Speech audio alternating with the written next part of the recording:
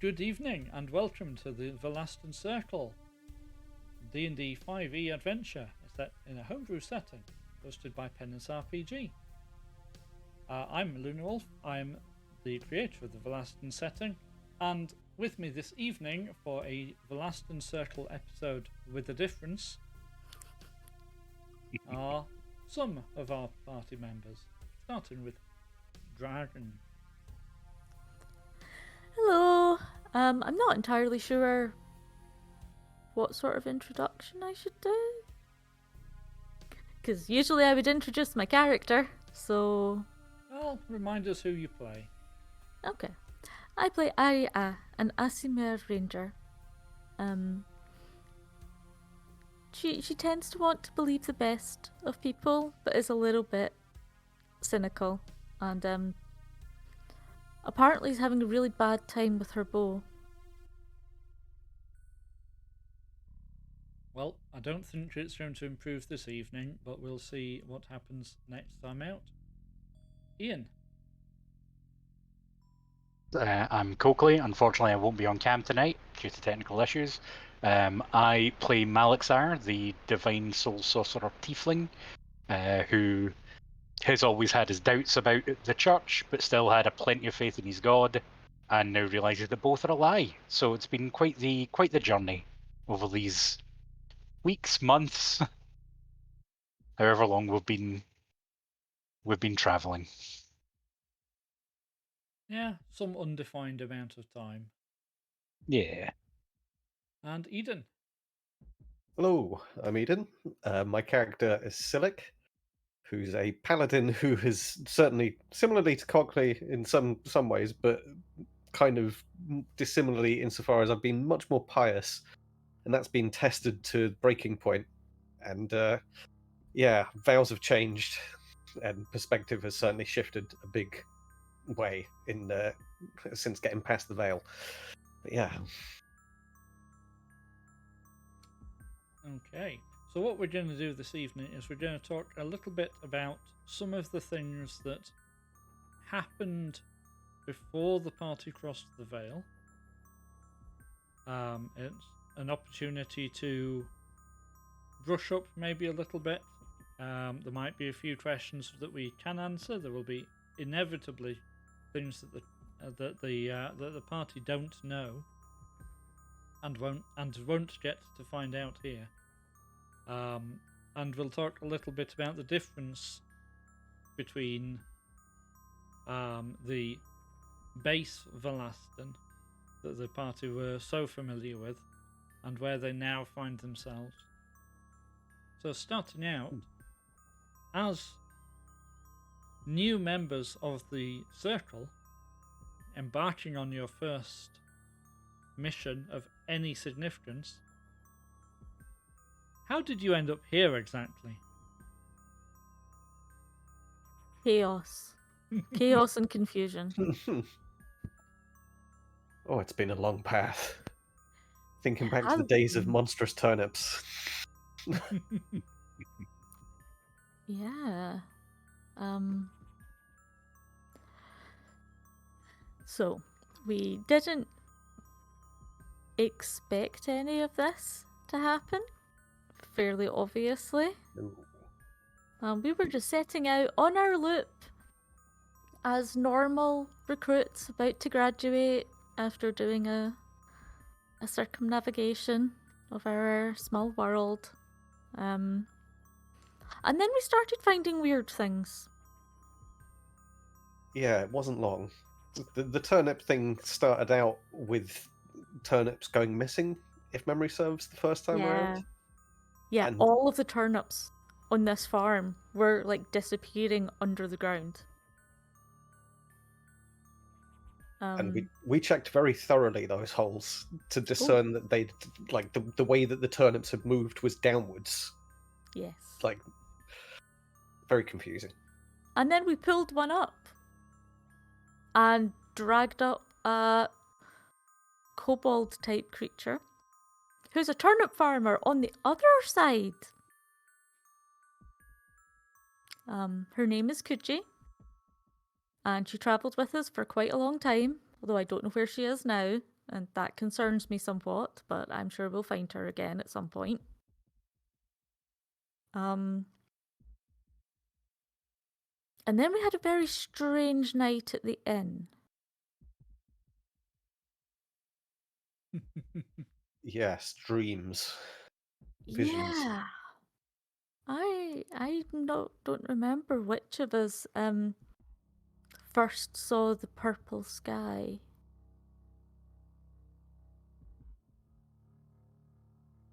But I could remember you- there was stuff involving hanging from the ledge. We climbed out on the roof. Yeah. And it was a little bit precarious at times, but thankfully nobody fell. Kuji used to have a shrine to Anensis in her home, and she was able to tell us a little bit about,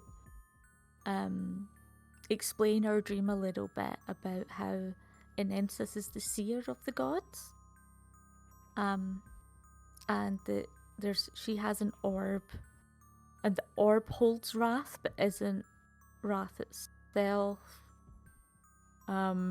And after the dream, we were left jars with each of our names on them. Yeah, quite ominous. I never Yeah. got John. You didn't. You're right. Oh, you weren't around in those days. No, I wasn't. Yeah, pick you up. I mean, in fairness, one of the jars did get thrown out of the building. Thankfully, we managed to rescue what was inside it first, but yeah. Timidar's experimental yeeting. Yes. A very powerful spell. Notorious amongst people who have things dropped on their heads from an unexpected direction. But what was inside them were pieces of a map. And when we put the map together, it's the same shape as our part of this world. And Kuji was able to point out different things that were marked on the map. Like, see there, that's a burned building. We didn't mean to burn it, but we burned it. And it's an observatory, and if you lie in there, you can still see all of the stars. And sometimes see things. It's like, okay. I mean, we don't currently have any other direction, so I guess we could head there. Note that even at this very early stage, with a paladin in the group, we didn't actually report this to the nearest circle representative. Mm. I mean, I remember being very cagey about that. yeah. There was a lot of half truths and dodging subjects. Yes. Mostly achieved, I seem to recall, by Silic letting everybody else do the talking, so he didn't have to say anything that wasn't completely truthful. White lies after a fashion, by proxy. So yeah, we managed to get past that stumbling block, and then headed towards some of the settlements that looked like they should be in the same sort of part of the map. So there's Riverford and Greydale.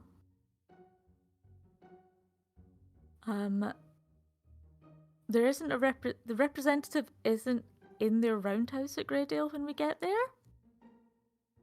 And the burned building isn't burned on this side, but it's at a completely different elevation. Like, it dropped a couple of 100 feet. I think that was the observatory, not the building. That was the observatory. Yes, sorry.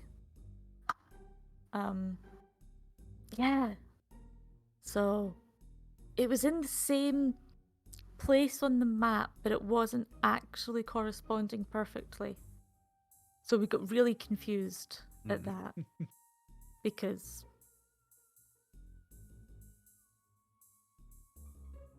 Because if they're kind of mirroring each other, how has one got totally different geology? And when did it change? And yeah, it was just weird.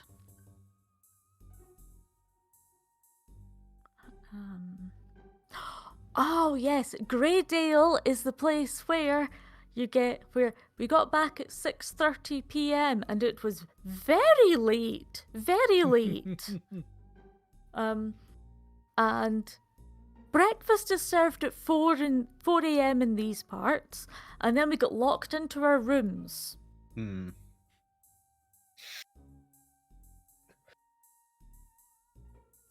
And quite frankly, that was weird and creeped us out quite a bit. Yes. Once again, we were creeping out the window, trying to like get some scope on this place and see if other people were moving about at night, if there was any kind of clandestine stuff happening. And I don't remember that there was. And we kind of went to bed. And am I remembering right? Possibly. My next set of notes just start that there's magic fire over the tower, over the observatory, and I think that was at night. Hmm. And we go back over, and then we find the small box. And could you suggest that we try and talk to the knife that's in the box?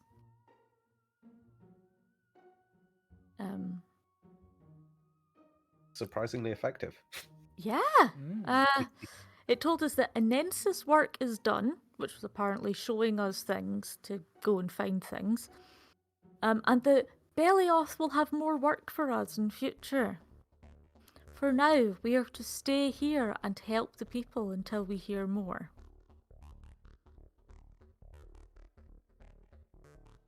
It was Silic who got the nice name. It's Balioth's opener. However, Timidar decides to be really cheeky and start asking if it can toast muffins for him. They definitely had a love-hate relationship for the rest of Timidar's tenure. Yes. I mean, in fairness, it was quite entertaining, but looking back on it, having met Belioth, I think Timidar's better off where he is. Because that could go badly wrong. Yeah, you don't really want to insult something that's transcendent. Yeah, not so much. We went to the market the next day and get told by people that memories are strong in this town. And the cliff behind the observatory has ruins of an older settlement on it. A very old settlement. Before the Circle was in charge of the land. Which is also weird, because we hadn't really heard much about there being a time before the Circle. Because it's very, this is the way it is set up for everyone's good, and that's the way it has always been. Always been a circle. Yeah. Absolute lies. Silic gets guilted into buying an onion. Yes, I remember this. It was a decent onion. Your skills in asking questions have come on leaps and bounds, Silic. I think so. Yeah. A little bit more incisive. Someone else says that they've lost their entire turnip crop. It's like, oh, we're kind of specialists with this now.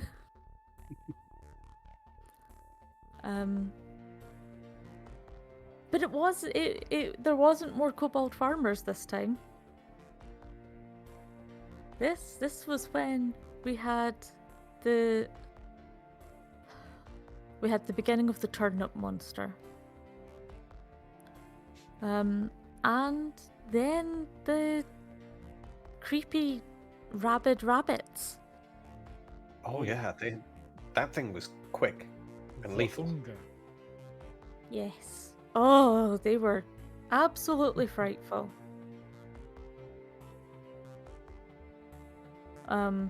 They just like, they look like rabbits, but they come through and they just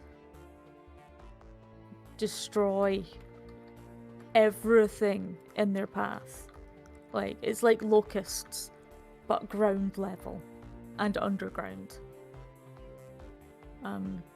And the opener tells us that it's because they've come from the other side of the veil, and shows us how to close the veil, which we can do using opener. It was quite weird, and we got more freaked out that we had some control over that. So we told the farmer it was a massive rat's nest and that they shouldn't have any more problems. And Timidar has a go at opener. And we're told that none of us are its master, and Bailioth is not its master. Which suggests that Bailioth himself might have a master. Which is interesting. He's not master of himself. Hmm.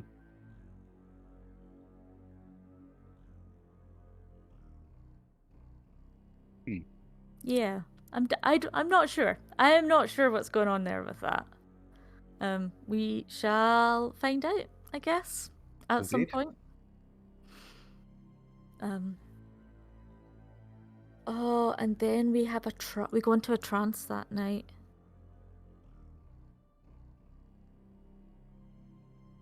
Silic, Timidar, and Aria go into a trance. Yep.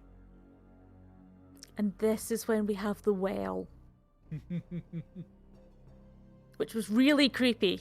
Thank you. It was well done. But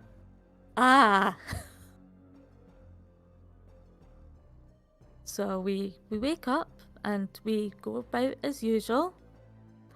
But we can't talk to opener, and the innkeeper is different. When we look at each other, our eyes have like a sparkly film over them. And there's just a problem with the well. Okay. So we go down the well, and there's this big tunnel with a giant insect blocking the way. Well, not an insect. Something. Something with far too many legs. But not an arachnid. And we find some gold. We find a wand and bits and pieces in this tunnel. And something that I've just spotted, I don't think ever made it onto a character sheet. What? No, it didn't. Silic, you have a bag that you picked up that you never that you didn't identify. Ooh. A bag. Let me add this to my equipment. Unidentified bag. Bag. Well, you've been carrying it for long enough at this point that you have probably worked out what it is, but it was handed to you and then disappeared into the ether from an ongoing point of view. So you have a bag of tricks.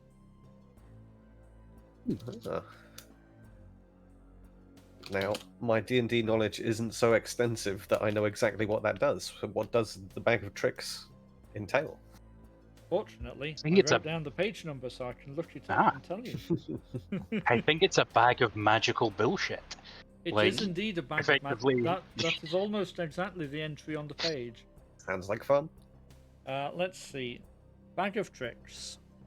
It's an ordinary bag that appears empty. If you reach inside it, you've discovered the presence of a small, fuzzy object.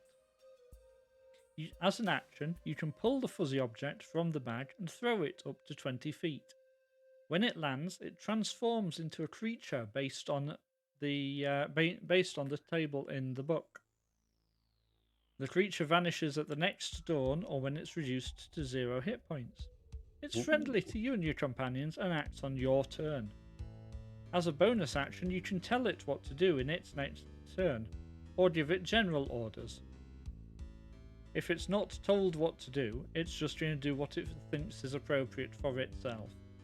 You have a limit of 3 fuzzy objects per day.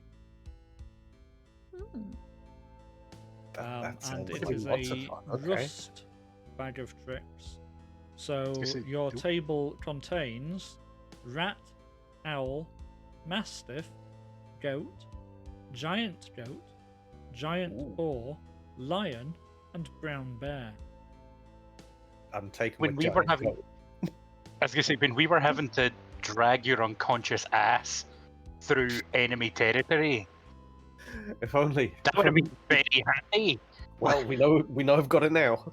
I can't believe I forgot I mean, about that. right? yeah, I mean, some of those would have been handy in that situation. If they were Yeah, the ones and- that came out. No, well, at least it does say they'd be friendly. I was gonna say, knowing our log, we would be pulling lions. I can talk to animals. I'm not a druid, but I can try. But if you're the person who uses the badge, you don't even need to talk to animals to be able to give it instruction, which is useful because it's a magically created version of the creature. But yes, even then, pulling rats and owls would not have helped you move Silic around any. No. I can see a good strategy though of maybe if I command one of them to be like, you can obey me and Araya, then you can also give commands to my guys, and that means we can mix it up. Like, It does let you pass the bonus actions around a bit Yeah, instead of monopolizing them. Or you can just be like, see them, sick 'em. Yep. Keep it simple.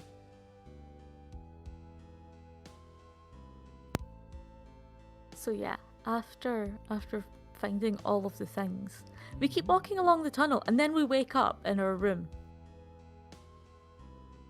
And it's really disorientating. But it's okay, because Kuji then proceeds to scold all 3 of us for letting Jack do all of the watches overnight. Which is fair, it just wasn't much of a choice. We go to talk to the innkeeper, and he's like, don't tell anyone that you've had memories. The memories are strong here. You shouldn't let anyone else know you've experienced it. Which is weird and creepy.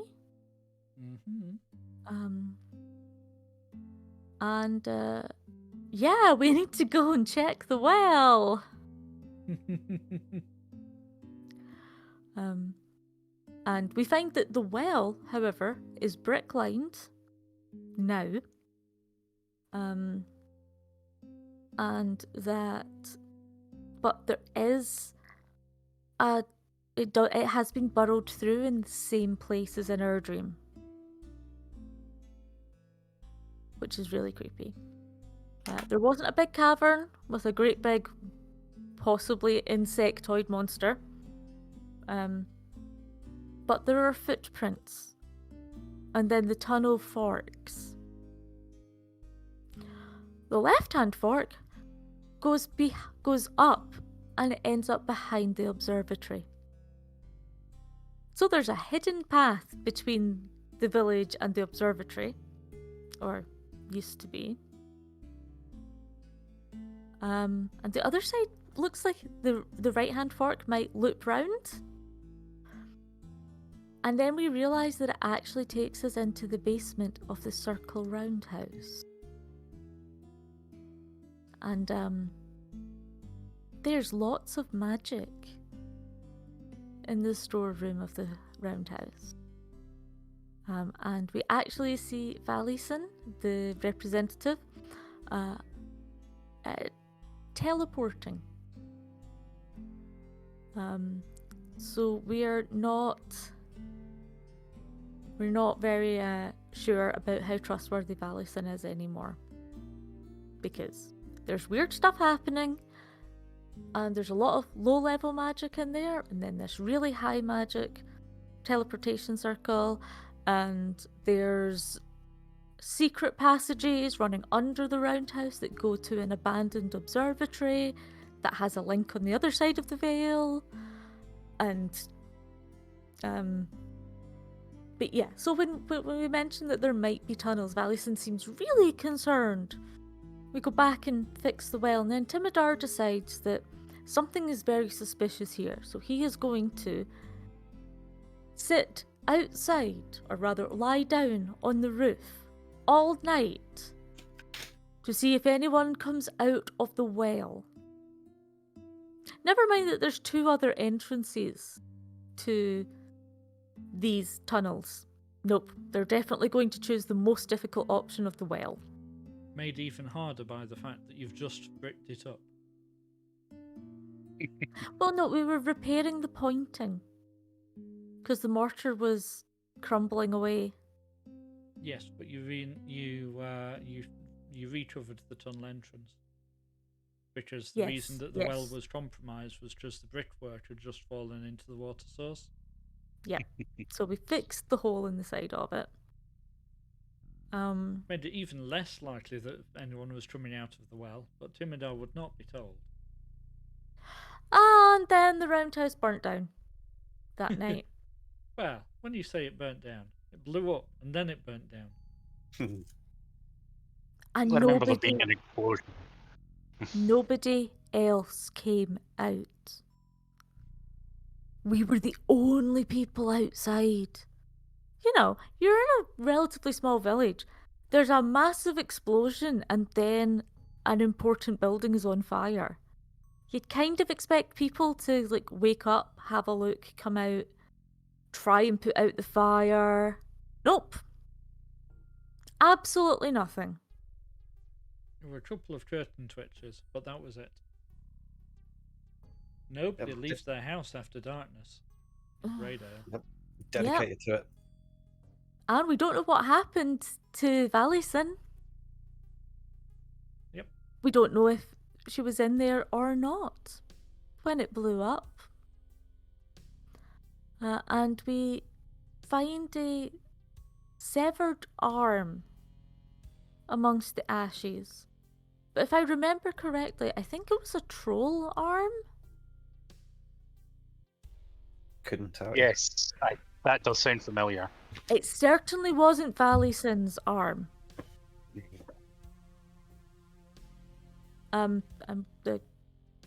Yeah. Very weird. Very, very weird. Yeah, I was going to say, I think this might have been the first session that I was there, because I do remember the arm being a thing. You came in the following morning in-game. Yeah, to investigate the explosion. Yep. Somebody has a wand of magic missiles. I don't know who's actually got that. Me! Is it you? I had forgotten about it. I should add that in. You should make sure that's in your character sheet. Sessions like this are a good opportunity to not only recap and clarify, but also go back and check to make sure that everyone actually has all the stuff they're supposed to have before it becomes important. Yes. Yep.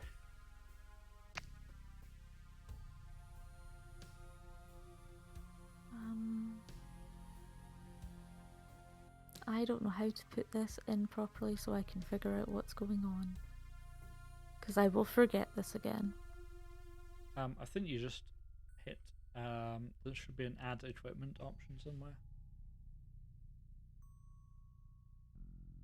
I can't tell you for sure because I don't have a sheet of my own up at the minute. That's fine, I'll sort it. Yep. I have made a note. All I good. shall sort it afterwards. But yes, so that was the end of Timidar's tenure and the start of Malakthay's appearance. I mean, I don't really blame Timidar for disappearing at that point, because he was hiding on the roof and then there was an explosion and yeah. He went to Sperris for aid, never to be heard from again. Probably just fell asleep somewhere. Probably As long as he sleep has some until warm to milk. this day. Sorry, just a sec. The cat is going demented. Okay. I think Coakley can probably go from here. We had some fun trying to not tell you too much immediately about the weird Yes. non-canonical orthodoxy. Yeah, so I think when I had started all I had known was that I had previously been on, I had already completed my first loop. Yep. Which took like 2 weeks, which made everyone either confused or annoyed. But like, it was nice. We had some meet and greets. We stopped off in a few places, and then made it back to Sperris and was left to my own devices. Which that's foreshadowing for later, I believe. Yes, we've got to know a little bit about your antics. So yeah, by the time I had joined, I was investigating the explosion, and then we had went out to investigate a fish or a blockage in a river. Indeed. Where like there was some issue regarding the flow of water through the area, where we discovered a particularly enormous fish. No, it was that the fishermen's nets were being destroyed. That's what it was. Yes. So- Yes, this They was set after them you've up. moved. Yeah, this was after you'd gone to Riverford. Yeah, so we went through Riverford, and Malixire experienced a purple sky vision and was told to not be so judgy.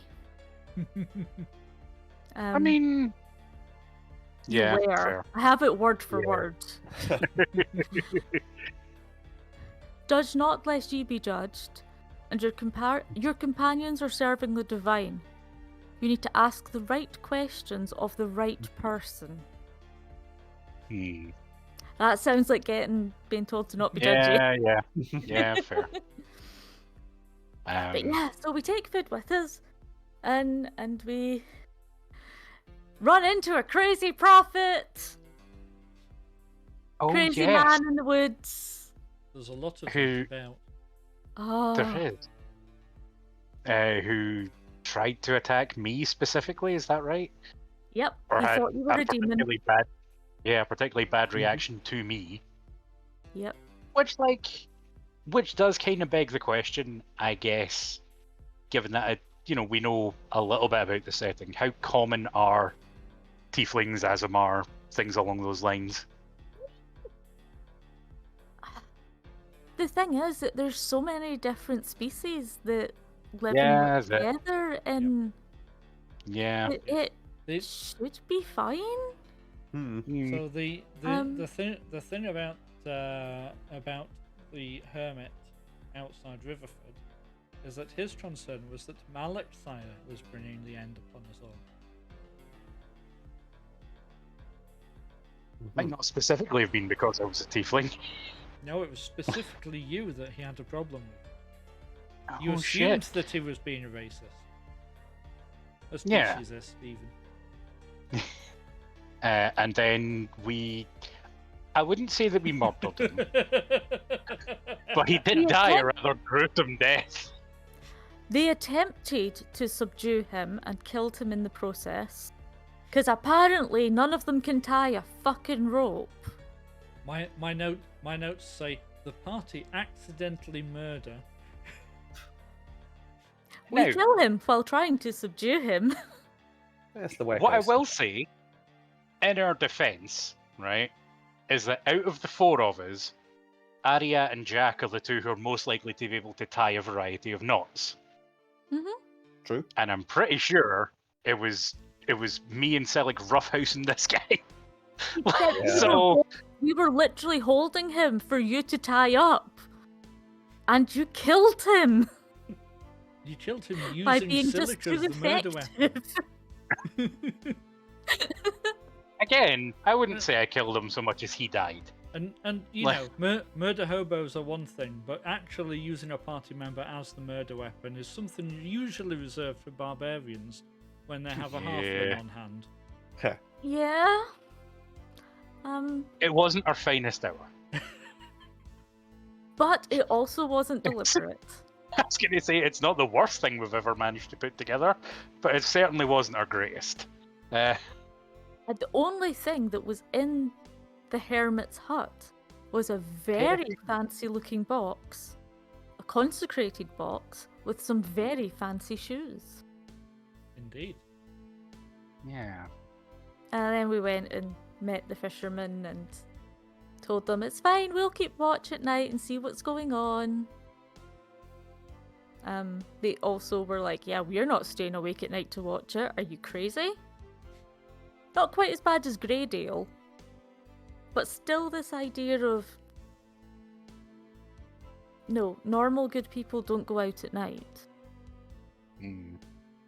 Which is really weird because all of them had to go on their loop at some point as well. Yeah, well, yeah, I guess, no, everyone has to, so. Yeah, the river turned purple that night. And there was a giant white fish. Which in my head is kind of like a cross between a sunfish and a goldfish, but white. I can see. See, whereas for me it was, yeah, I could see it. For me it was very specifically, God, what's its name?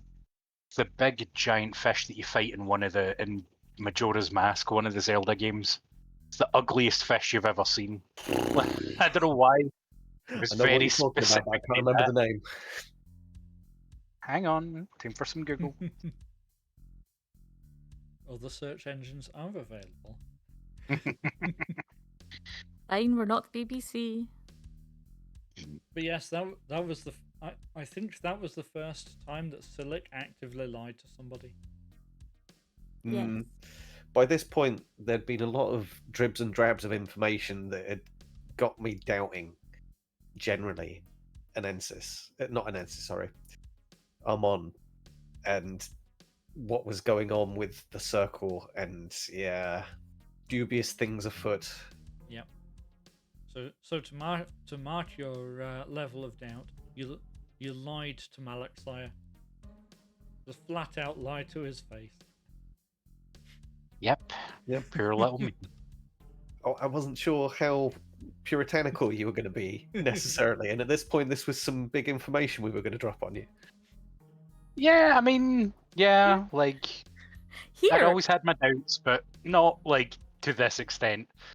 here, have some heterodoxy that means that everything about our world and its religion is a lie. To his divine soul sorcerer. Yep. That always goes well.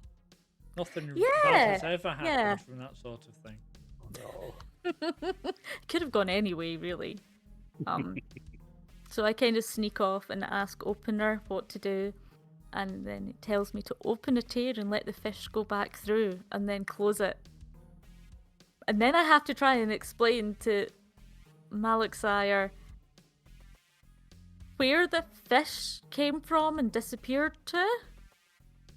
Somewhere else. Yep. Yeah. It was a bit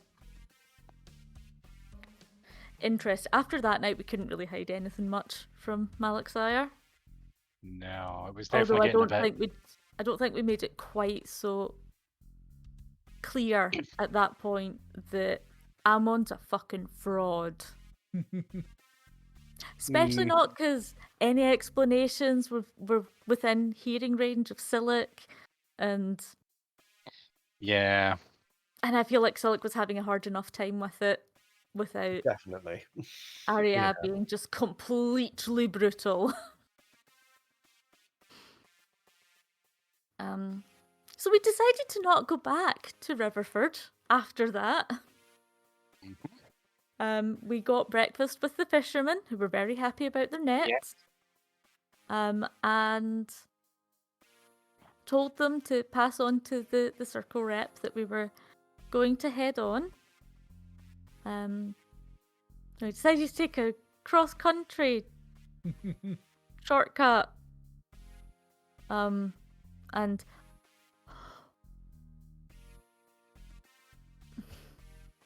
the things we encountered.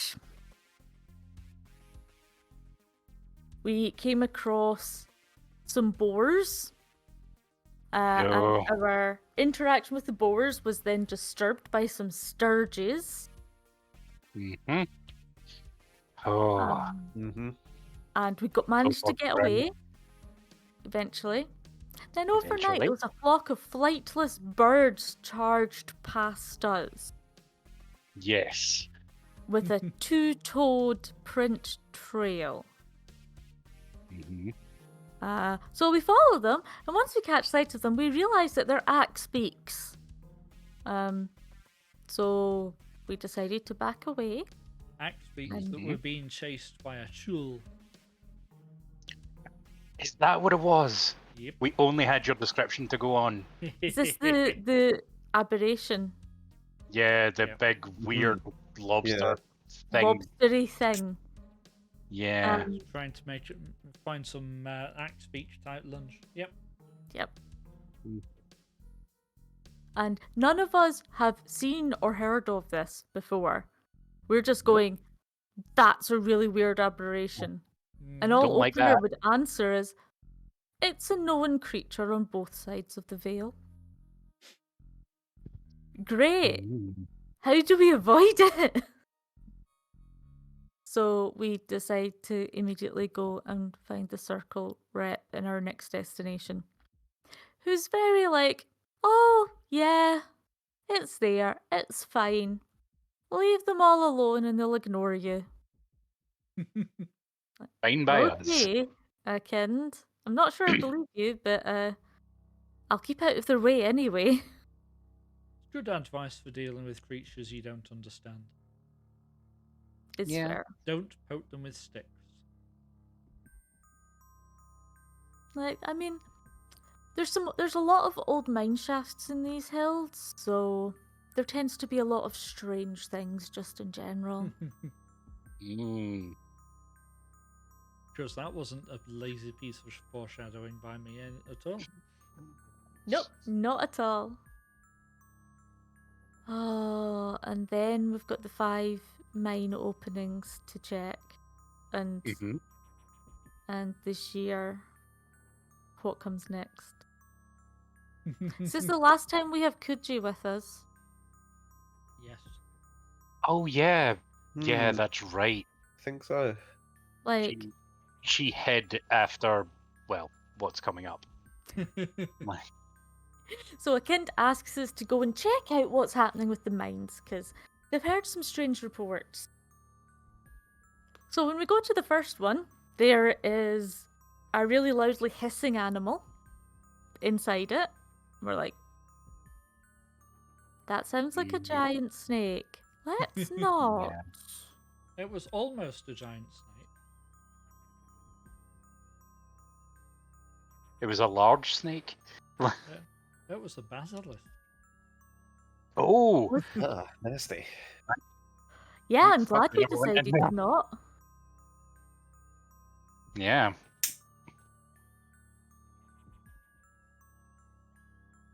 Because the second was seemed to be completely abandoned, with this great big circle of cleared area, like a giant thing with wings took off. I think this was the first time that we had that we lent into Opener as a mechanism for me to tell you something you should have noticed, Yes, as opposed Big- to Opener telling you something that led you somewhere else. yeah. I don't think that was our smartest night. In fairness, I'm No, like, why is there a big clear circle? maybe it's the wingspan of an animal. It's fine. You didn't hang around to fight a manticore. No. Yeah.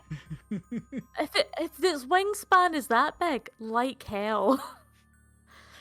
The third mine opening was completely abandoned. Mhm. The fourth had a plant It Mm. did have a plan. reacted to sound, which was aggressive to sound. But slow So I'm enough afraid that we pretty much also decided of, Right, we're leaving that. slow enough to move that any regular-sized creature can outpace it. Yep. Mm. Like, I know what This we'd time, roll yeah. dice like, though. Yeah. No. This time at least, in a setting where Dragon sees one of these creatures in a game, the party left it the hell alone. Makes a change. But yeah, it can literally, its maximum movement is less than you can walk. You don't even need to roll or run. Yep. Um, For those who haven't seen it, a shambling mound is present quite early in the Strahd adventure, the published adventure, and being able to walk faster than it is a valid defense. That's not really a spoiler. That adventure's been out for a while. it's an approach that almost nobody thinks to take. Yep. Because usually what- things are at least as fast as you. Yeah, but what about those sweet, sweet experience points that you would get from trying to kill it? Well, As a low level with a shambling mound, good luck.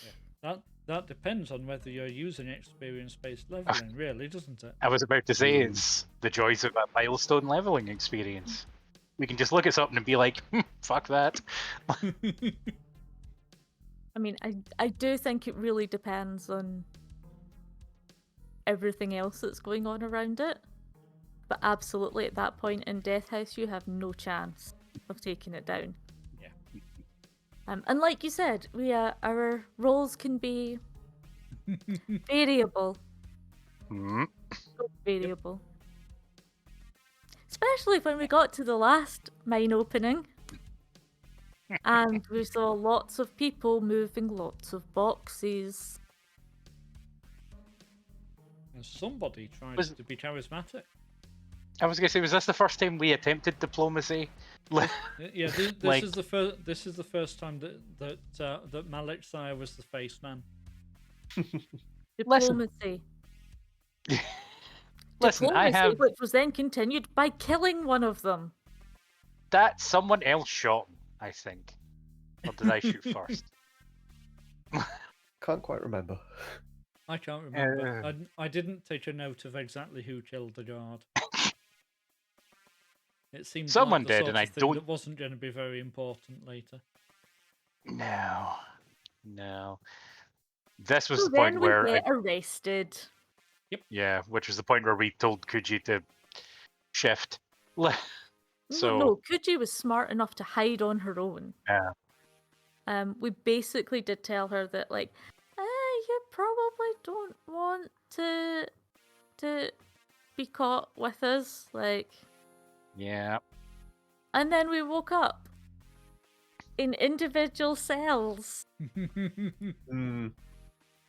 For individual questions. Indeed, interrogation. And we all gave slightly different responses of what Kuji is. In my defense, I'd only ever like Kuji was one of those kind of characters who ends up not forgotten, but much like another character we'll come to shortly, isn't necessarily always involved in every conversation. So I only had passing references to even what she was. Which is perfectly reasonable. It was mostly Jack's answer that I was like, what? You What could have was just Jack's shrugged your answer? shoulders and said, I don't know. Oh, we met them on the road and they travelled with us for a little way, and this, and it's just like, say Yep, as little as possible. Jack for a rogue is remarkably prepared to just spill the beans to random antagonists. Yep. Yes, I quite liked that interrogation sequence. I think it was very fun. effective in terms of making sure that everyone had to think on their feet. Mm-hmm. How well that went? Nobody got executed. It's probably fine. Yeah. We did survive. For us, that's a win. Yeah, They totally. had to look at opener, but they apparently couldn't sense anything from it whatsoever, so that was fine. I was just like, it's a spear dagger. They did take those shoes off you, though. They did, Oh, yeah, they because did. it turns out the shoes were also consecrated. The shoes were cursed. Cursed? I was really looking forward to somebody, probably Jack, because that's who Jack is as a person, stitching those on. Yes, they were dancing shoes. Oh. I have them labelled as unauthorized magic. Yes, that's exactly what you were told they were. But yes, in actual fact, they were cursed dancing shoes, which could not be removed, and would have inflicted 2 levels of exhaustion a day, giving you, I think, off the top of my head, 4 days, 3 days? to find a removed curse. Or Wow. die. Oh, that's brutal. Damn. Dying from dancing. And this is why I put things in the bottom of my bag. We're allowed to leave, Mm-hmm. which But is we're when we in- find out that we're in the capital city of Sperris. Yep. And that we were just interrogated by a group we didn't even know existed. Well, maybe Malixire knew they existed. You did know that he existed because the arch cleric, the interrogator, and the inner circle are fundamental to the worship of Almond. So your schooling told you a lot about them as a concept. Yeah, but we didn't know they were the secret police. Yeah, you would never have expected to interact with them. Yeah, like that's the like priest responsibilities and stuff. Why would they be involved in moving lots of boxes and arresting people? Yeah. So however much Mal knew about what the inner circle were like or not, Aria was really freaked out. But as Mal had done a loop, part of a loop before, he knew did a loop. Sperris. It was they told me it was a loop, so I'd say it counts. But yeah, once I'd completed my loop, I was left to my own reconnaissance in Sperris, which I would say didn't go well, but it was great. Which leads us to having to ask Opener for advice at that point,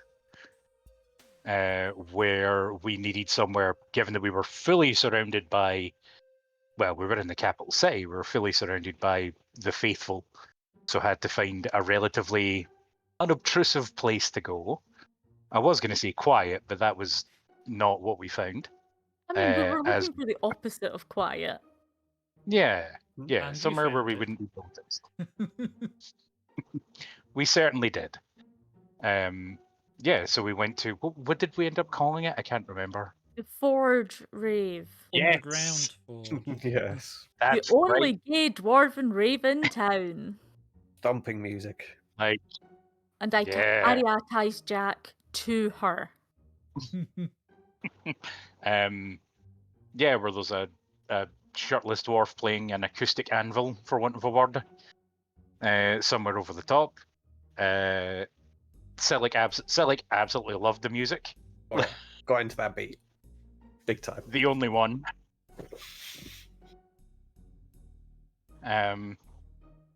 So at that point it was revealed exactly what I'd done during my own reconnaissance.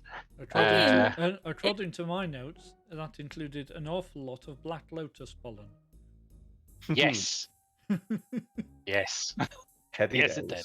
In fairness, you got Malixire got very into it as well. Because I hadn't been there in a few years at that point. So I kept on my Jack screen. with her, and we found a corner to speak to Opener, who said that they couldn't find Kuji immediately, But that also meant that like she hadn't been caught and dragged to Sperris as well. Mhm. And said that a mond is a necessary concept. And then emphasised very strongly that we need to be careful.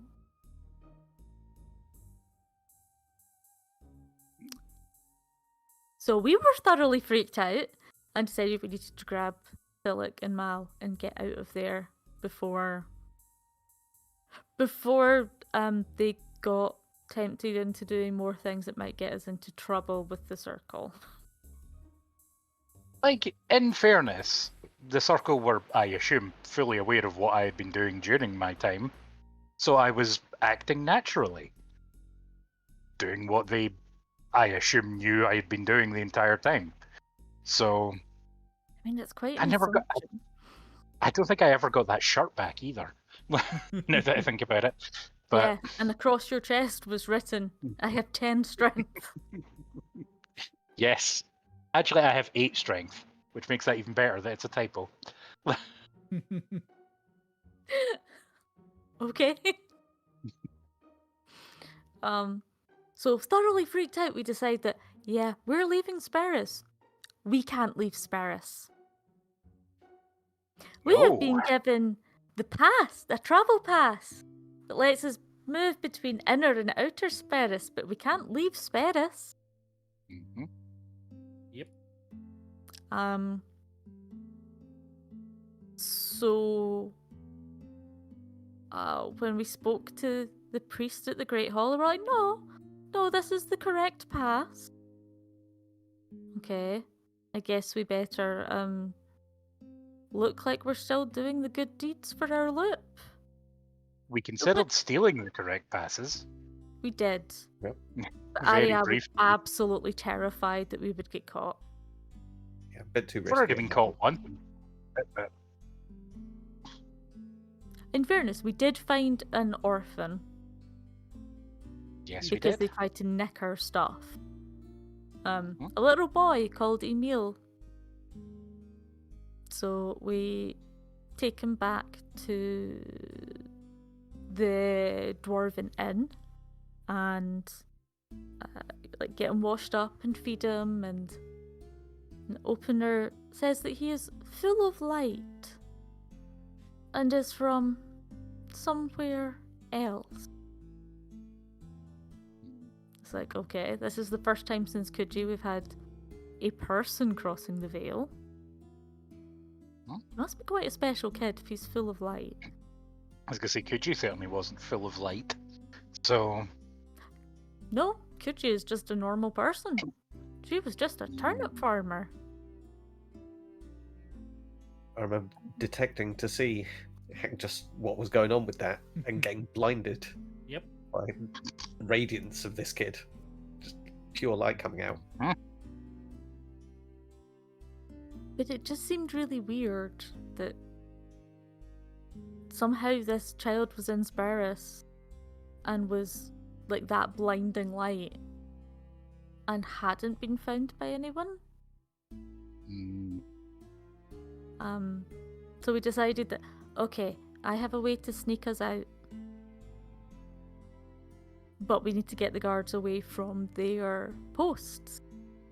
So Malixire opened up the chicken coops near one of the guard posts so that we could all sneak out of the city. I genuinely thought I exploded a chicken coop, but that seems slightly more humane that I just opened up the doors. Like, I remember okay, Arya good. being very upset at the thought of the chickens being harmed. Yeah, that does sound about right. I think. So- I think the point was that if you scared all of the chickens out of the coop, then you should set it on fire. Ah, Yeah. yes. Mm. It worked. Did? It actually worked. We got out. Still seems way too easy, but If it works, it works. yep. Yeah, so we we go along and we go and we find a forest outside Sperris. Jungle, even. I don't think we realised the jungle at that point. Aye. But you know, we find somewhere to camp and we take turns watching, and except that when it's his turn for watch, Silic can't be woken. And come morning, we're kind of sitting looking at each other like, is he okay? And I ask Opener, who says that Silic has been called elsewhere. So Mal decides that our best option is to make some skis to put the turtle on so that we can drag him along the road. This sounded like a horrible idea, so I went to look for a waterway, and yeah, no, there were no suitable waterways whatsoever. There was a tiny little stream, and then there was a river that flowed through Sperris, which was basically an open sewer with like rubbish bobbing along in it. But only sometimes. Is that right? There was something to do with... No, not yet. Not yet. Okay. So we keep travelling for a couple of days. We get to a crossroads. The sled does its work. Yep. And one of the options at the crossroads is maintenance, and the other is Gansberg. And this was about the point where Arya was... Because Arya dragged the sled for the first day and Jack dragged for the second. So on the second day, Arya had just about recovered enough to be like, I didn't know there was meant to be a jungle round Sperris.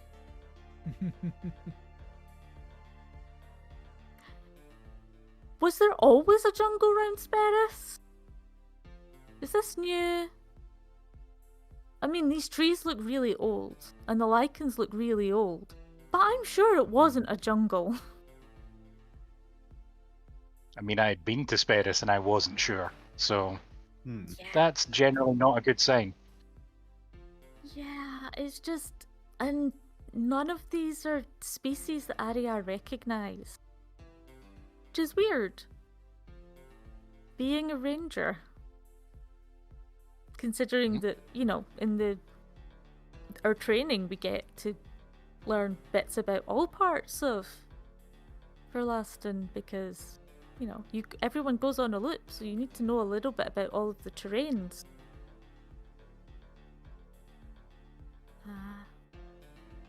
And this is when we start hearing thumping noises. Repeated, evenly paced thumping noises.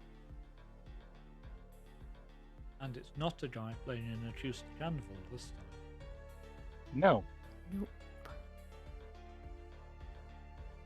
So leaving Silic with Malixire and Emil, Arya and Jack go to check, and there's giant machinery that is flattening the ground.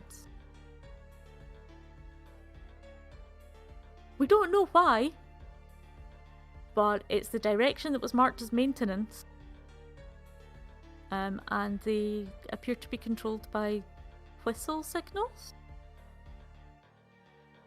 And then when we start heading back, there's another different whistle and a massive explosion. And we needed to stay off the road because there was groups moving to and from, but they looked like groups of workers rather than travellers or farmers or...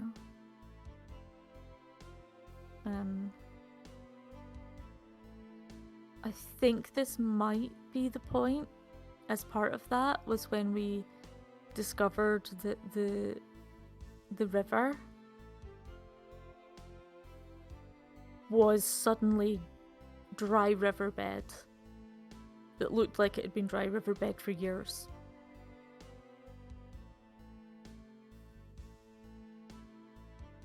within a that couple of was- days. I think that was a little earlier. I think it was the tiny stream that you found on the first day of moving through the jungle. That it turned out when you went back past it wasn't actually there and was just a dry riverbed. Okay. Because everybody had to hold their breath across the river of sewage. Because it was grim. But at least it had a bridge and it wasn't a ford. Yes.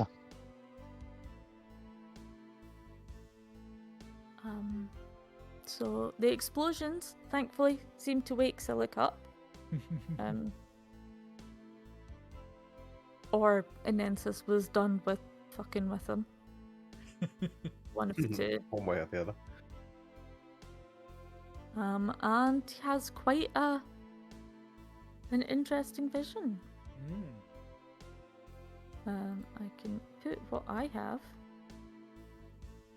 My notes for the vision that Silic has. I'm racking my brain. My memory's full of holes. I'm terrible for this kind of stuff. I do too many things. So you're like, you said you were like standing there, and you can just see this scene unfolding in front of you. And the village is being attacked, and there's fire and screaming, and somehow the intent is to make sure that everyone only speaks one language. Which is concerning, because in Varlastan everyone only speaks one language. Yep. And then there's a mage who has a white light and a purple light. And someone was being banished. And then everything was different.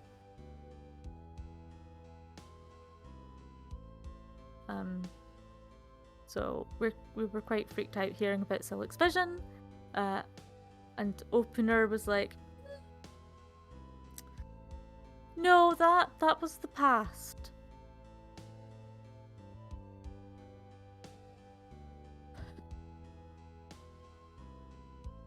And I still can't remember what made Malixire decide to do this, but he grabs Opener and stabs himself in the stomach with it. Oh, we'll come back to that one Go. in a second. I was going to say, this was... Yeah. Yeah, so there's a third part to Silic's vision, which you don't appear to have a note of. I might have, but I have the stabbing himself in the stomach bit first.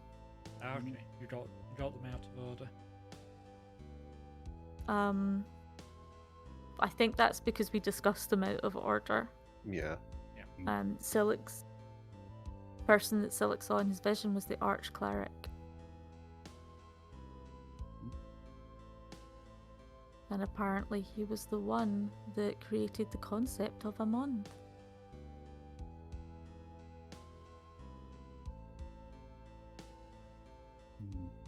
Something about he was holding an orb, with a gold insignia on his robe, and the symbol of a Mond is like a lightning orb. Except that any mage can cast that or create that. That feels really disjointed to me, so I'm sure there's more to it that I don't have notes for. I think the key part of the third part of the vision that you don't have there is that the figure that you believed to be the Arch Cleric was very obviously and actively intimately familiar with Enensis.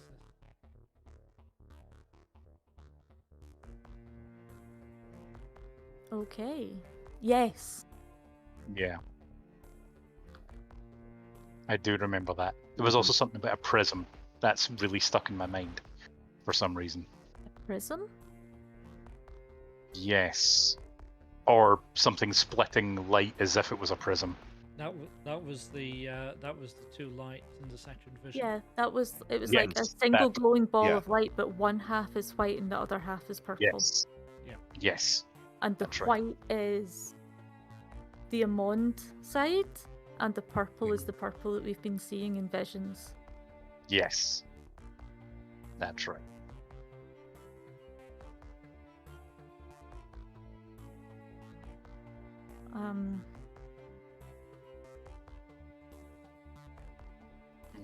My overdramatic. Then Alexander finds out some things about himself. So, in fairness, right, I didn't know exactly how powerful Opener was. I figured if I was going to like find out some secrets about myself, I'd have to make a bit of a show of it. You know, because like that's how magic works, is that sometimes it's not just power, it's all about intent and ceremony and everything else. So yeah, I stabbed myself. Like, seemed like the right idea at the time. I stand by it. It was revealed that there was a lot of purple in my bloodline. I do remember that part. Yep. That my father was the archcleric. Your grandfather. Oh, grandfather. Grandfather. That was it. Still not great. And yeah, that there was some stuff which was not great. And the I small believe- boy Emil that we rescued from Oh, Sparrow yes. is Mal's uncle. Yes. Oddly enough. Although I don't know on what side. Did we ask that? No, but I could take a wild guess. If he's full of magic and light, like, one has to assume that it's well. Yep. Aye. I can certainly confirm, just so you're clear on it, that Emil's father is indeed the archcleric. Huh? I think we did more or less make that clear, but it doesn't hurt Yes. to be certain about No, it. to clarify things. I think The I rest then of his convinced heritage, I don't think you know yet. No. I was just about to put together, does this mean that Inensis could be Emil's mother? You did very specifically use the word intimately familiar. Yeah. I did. You're correct. And yes, Mm. you're correct. Hmm. Interesting. I think I then convinced everyone to, like, give some of their blood to Opener so we could all establish something. I can't remember what. In case it was any other secrets or surprises. Yeah. Yeah, the Like- rest of us were boring. Yeah. Yeah, boringish. You had purple tinging, but There we go. I was going to say dragging you were out of focus for a second, but you're back. you Um, caught up in the end. Yeah. But yes, Yeah, I and think there then- was a lot of speculation, particularly from Malek there, about exactly what having some purple in your heritage might mean. Some jumping to conclusions. in that one. Yes. But I think what we generally kind of accepted was that effectively everyone would have some purple in their heritage, depending on how far away the two worlds were split. I mean, at this point, by that point, we were pretty sure that it was a single world that was forcibly split in two, Mhm. and different things were on each side. But the side that we grew up on, the side we were on, was sucking life and vitality out of the other side. Mhm. And also that we were told right at the start by Anensis that Amond was a false god. Yep. So it wasn't massively surprising that the archcleric was the one that forcibly split the worlds in two because he wanted his utopia. And as we'd said, given that any teenager with a magic stick could make the symbol of Amond, certainly implies that he's A, not a cleric, and B, might not even be particularly skilled in any sort of magic. So he's a real double fraud, effectively. Possibly. Maybe. Yeah. Even with all of you that, don't he have still any managed information to. about that. He No, still we managed to create an entirely new religion and build a society where everyone speaks the one language, all races are equal, and there is peace. don't. On the surface, at least. Yes. But what we're finding out is that the stuff that's under the surface is really quite dark. Yep. But putting all of this together, we realise that the place that Emil was taken from is probably his home on the other side of the veil. So he is being chased, and our group is being chased. So let's prepare ourselves and then travel on the other side of the veil for a little bit. See if we can find some of the missing answers and what the hell they're expecting us to do with them. And how did that work out for you?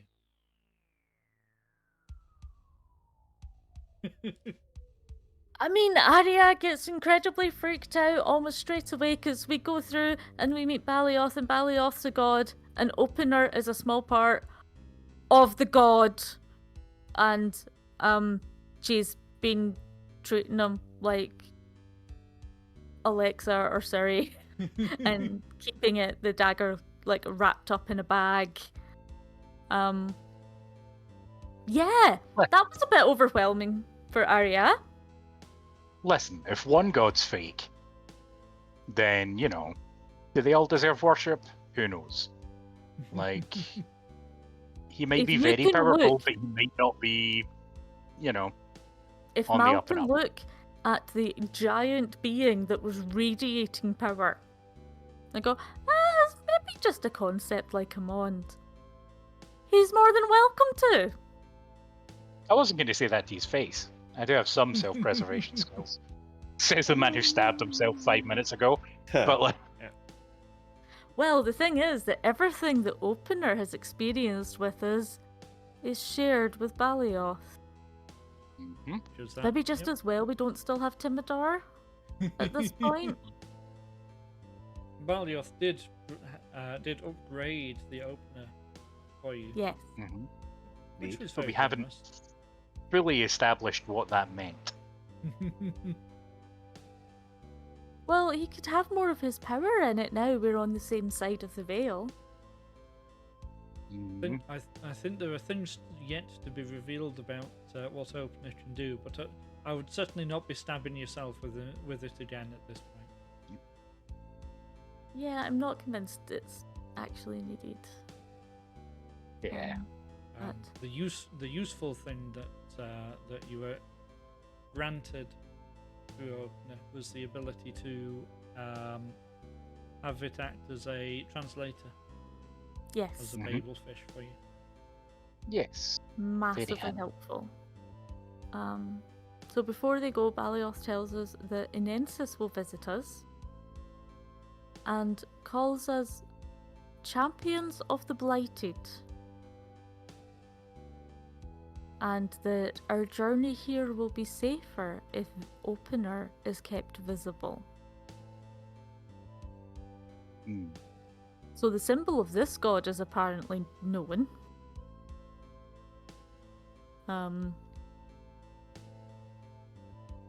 Again, slightly terrifying for a group that believed that there was only one god their entire lives. Find out he isn't real, but here's a bunch of ones that are. And we find a village, tiny village to stay in, and it's ruined buildings, and we have to barter food to be able to sleep in a barn overnight. Mhm. But we manage. And the innkeeper seems quite happy with the food we provided. Yep. So that was the equivalent of Gansberg. Because you Right. didn't travel to find it; it was right there when you crossed the Vale. Yeah. But yes, occupied by much smaller creatures than any of yous. Jack might have got away with it, but none of the rest of you. Yeah. Travellers from a far land. That'll do for now. Yep. Yep. And then last time out, we had the great adventure of trying to get from Gansdale to Cragfall. We You just beat up about some got away- cultists. You just about got away with that one. Yep. You got quite a lot of Before loot. that, Mm. before that, Jack gets caught by a troll. Well, yes, that was Oh, the yeah. start of that journey. Yes. That's right. Because we didn't know there was going to be a troll under that bridge. Um, Not at all. and of course, we didn't know that we needed to have a goat to feed the troll with. That bag of tricks would have came in very handy. It would Well- actually. That would have been the perfect point. I fed it the mace instead. It was fine. I Yeah. mean, Jack offered it half a bacon sandwich. Didn't like that. Yeah, we It tried. didn't take that very well. Nope. But, you know, it was a bit of a scrappy fight, but we won. You Set defeated it on a fire troll. and kicked it down a tiny Yep. ravine No one else defeated is a going to troll have with their m- goat stolen. Yep. for a Troll while. Carrying a medal that said best goat herd, but you're still not sure whether the medal actually belonged to the troll. Yeah. I'm guessing not. I can't imagine it keeping a herd. Not for long. No. Then we found some weirdly shaped trees. And lots of bat guano. And Mal was like, oh, free Yes. reagents! Just Wow. handfuls of shit. While we avoided the actual trees themselves. And then we were in a forest clearing, and it was really cute, and there was a couple of young foxes play fighting over a severed hand that had a silver ring on a finger. Yep. And we're like, kinda want that. So we Yeah. tracked them. It was like, oh, we'd need to destroy their den, wouldn't we, to actually get that back out. Shall we bother? No, let's just leave the little foxes alone. It was very kind of you. Arya is a ranger. That's the sort of thing she should be doing. Yes. Yeah. That's the Ar- sort of Arya thing she brings a actually lot wants of- to do, Yeah, rather than... Arya tends to bring a lot of harmony and balance to the discussion. And the rest of us are trying not to go fully off the deep end for Yeah. various reasons. So that's the small stuff is where it starts. Like, I don't think Silik's got any urge to go around killing small animals at I all. was going to say, I don't think Silik is... I'm not concerned about Silik being that way.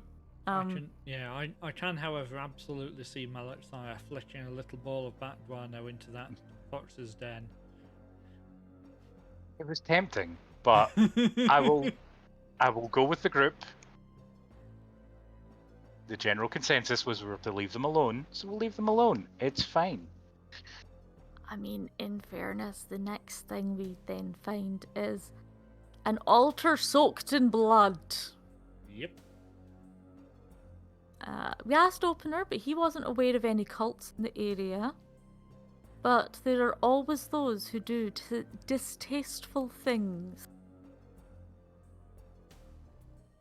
We never found out who they worshipped No. or who they were sacrificed to. I He feel did like that sh- may have he- been important. He did information. shout at you as you entered combat. He did, but Oh. I don't have a... What he said. It was somebody called Parketh. See, that sounds like a fantasy name with an apostrophe in it, which tells me that it's probably not good news. Who specifically wanted Silic's blood. Curious. Didn't get it. Nope. Did get murderized. Yes. Yes, and it was Silic and Malixire that did very well with the dealing with the cultist. As in, That was when I got to try out haste for the first time, and it almost went well. It worked for a round. That was enough. That's all you need. It was. That was also a massive pile of loot. Most of which you chose to bury instead of carry with you. Yes. it would have weighed a ton. And It even did if we weigh a did, ton. even if we did bring it with us, we wouldn't have anywhere to keep it. Well, I was also concerned that we wouldn't have any way of spending it. Yeah. Because everything here is so impoverished. There isn't... Yeah. Yeah. Well, but it currently feels like this city has people and things, and we paid gold for beds, so... Yeah, but Yeah. so if it's a mostly subsistence level area, environment, then there probably isn't going to be all the interesting things for lots of gold, because you can't eat gold. Yeah. Yeah. You're looking at a barter system. Yeah. Yeah. And certainly once you reached Cragfall, what you found was that yes, you could spend gold, but there wasn't necessarily that much stuff to spend it on. Yeah. It very much seems to be that the barter system holds sway over all of the outlying parts, and it's only the bigger urban areas that care about coin at all. Mm-hmm. Which, in fairness, we're heading towards. Yep. It was just... But there was other small objects as well, and there was a scroll. There was. Yes. You have an unknown scroll and a mask. Yes. And a gold locket with a miniature in it. Yep. And then we talked to some interesting locals. You did. Arya did not do much of the talking. She was being very socially awkward and like, do I need to talk to these people? I mean, the first person you spoke to on the third day of your journey to Cragfall, all you ever saw was an eye. Yep. Yeah, I was gonna say, he was a weird guy in a treehouse. It Yeah. was. He was quite KG Hermit. pleasant. Seemed nice enough, but Didn't We try spoke to kill some you, fairies. that'll count. yeah, that counts for something over here. I was just concerned that if we got much closer, he would try and kill us. Yeah, Yeah. but he then- didn't, so that's a win. And then Mel kind of got mugged by some pixies. You all got I- mugged by the pixies. It's fine. We offered it in fair trade for Yeah, being left alone. We Well- gave that dress away and kind of left them to make their own little costumes. Yep. You- We gave a sleeve of that dress away. We still have the rest of the. Still have the rest of it to flog somewhere. You A have cloth had of to gold. replace your tinder boxes, though. That was one Yeah. of the first things you did when you got into Cragfall. Yeah. Yep. They were shiny. You might have all done. Yeah, you don't really need to. Nah. And Jack finds a magic short sword. Oh, yes. Yep. And Mal picks up a rusty old dagger. Oh, you know. And sets never off know. some exploding things. Oh, some exploding acorns. That's right. They were horrible. Yeah. They were quite grim. Like, full-on landmines. Yeah, they're exactly the sort of thing that you wouldn't have wanted to find if you'd gone on one of the other routes to get up to this point, and you'd come into it on half health or lower. Yeah. It's Acorns fine, I have blowing your healing. toes off is a bad thing. I mean, they Yes. stung quite well. They stung Arya quite a bit. Indeed. And then It was totally got, taken off then guard. you got to Cragfall, which Yep. is where we will Yes. start back out next time. Yes. There was a piece of homework for the cast, which was shopping list, and I can reveal that some of you have got some of the things that you wanted. Okay. But magic items are things that are very rarely found for purchase. Yeah. Mm-hmm. Never hurts to have a look. I think You I never was know quite, what someone might be holding on to. I think I was quite modest with my requests. I don't know. I think most people are quite modest for their requests. Someone who shall remain nameless but is absolutely Malexire got a little bit carried away and came up with lots of fun and interesting things. So we'll see how that turns out for him. Look, you never know.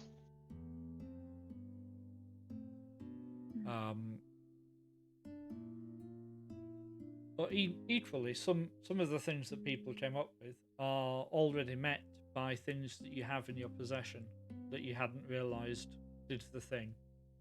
So that's useful as well. We'll summarise those out offline so that you've got those ready for next time out. Especially because Jack isn't here to hear all about the wonders of that magical short sword. Mm-hmm.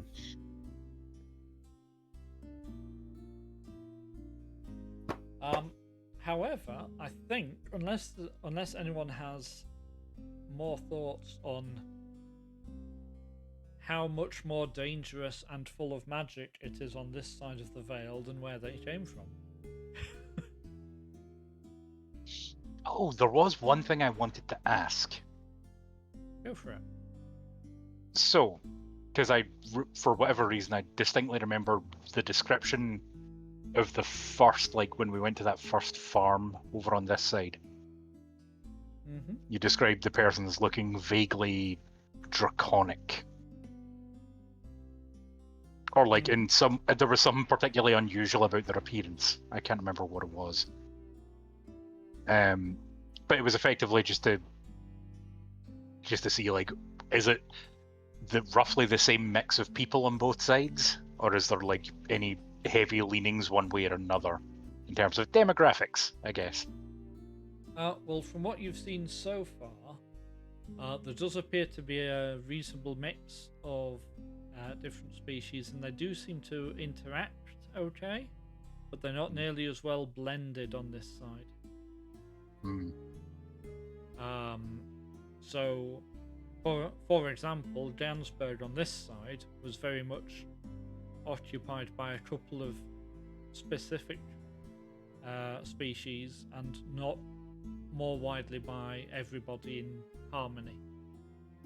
Cragfall, that's less obvious, but it's definitely you're going to see a bunch of cliques effectively.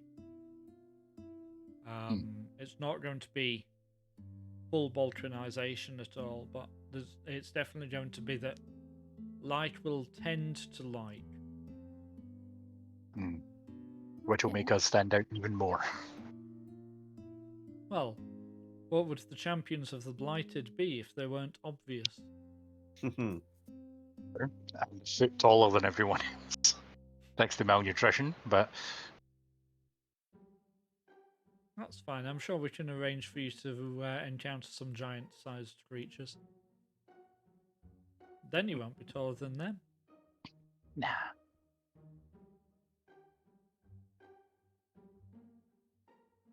Okay. Does anybody have any other questions that they can immediately think of? Because if not, we might wrap this up. I don't think I have any. Not so much at this moment. Cool. Well, in that case, let's bring things to a close there for today, and next time out, with a little bit of luck, we won't have quite so many gremlins in the mix, and we'll be picking up with what happens next in Cragfall. So, thank you for joining us. I'll put my teeth in. Try that one again. Thank you for joining us this evening as our cast explored Varlastan, its inhabitants, and some of its secrets.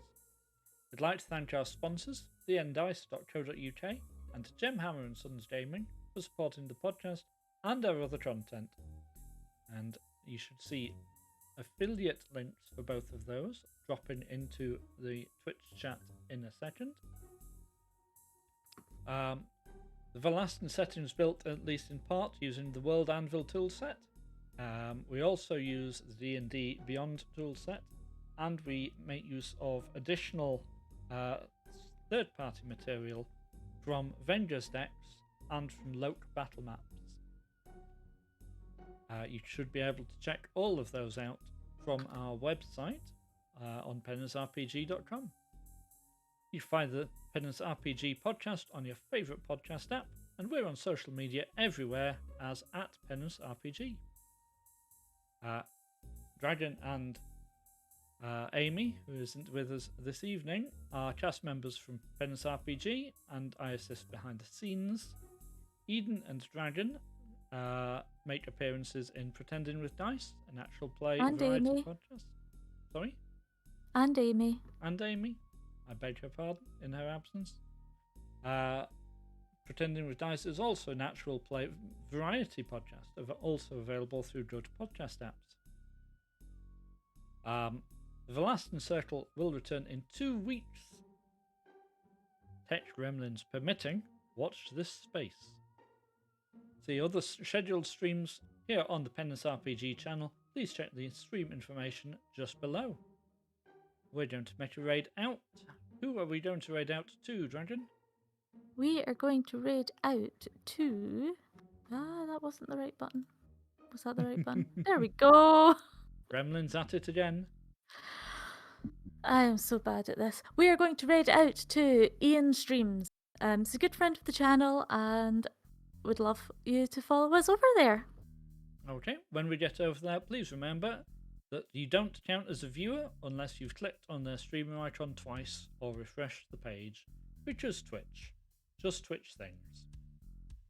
We will see you again soon. From all of us here, good night. Good night.